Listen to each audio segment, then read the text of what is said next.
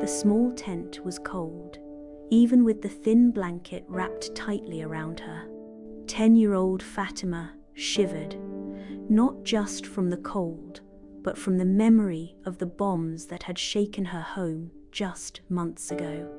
Her family, once a lively group of 7, was now just her and her mother. They had lost everything: their house, their belongings, and Fatima's younger brother. They now lived in a makeshift camp where the wind whistled through the gaps in the tent fabric, and food was always scarce.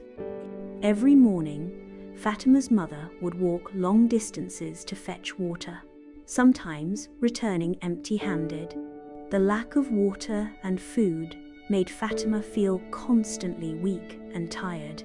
One day, a small group of aid workers arrived at the camp, bringing boxes filled with food, warm clothes, and even toys. For the first time in a long time, Fatima saw a smile on her mother's face. She received a soft, pink scarf, which she immediately wrapped around her neck.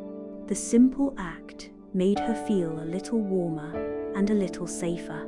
As the days passed, Fatima and the other children in the camp began to create their own small games and stories. They would gather in the evenings, sharing what little food they had and singing soft songs. Despite their hardships, they tried to hold on to hope.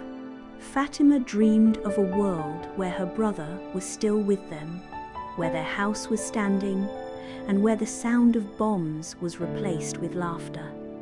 She knew that it would take time, but she also knew that even in the darkest times, there was still some light to be found. She would never forget the pain and loss, but she would also never lose her hope for a better tomorrow. The pink scarf was now a reminder of the kindness that existed even in the worst of times.